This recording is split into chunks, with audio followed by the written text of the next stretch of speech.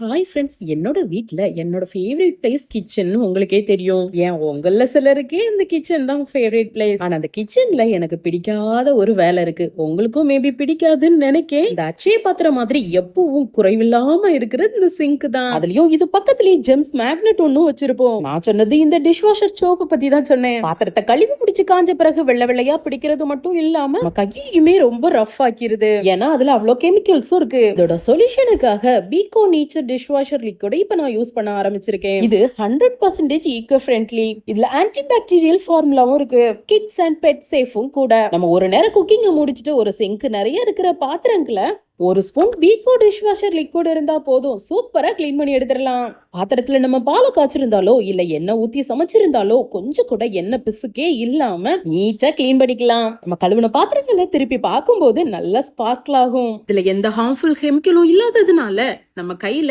எந்த ஒரு இரிட்டேஷனும் இருக்காது. இப்ப பாத்திரம் கழுவுறதோ ரொம்ப ஈஸி ஆயிட்டு.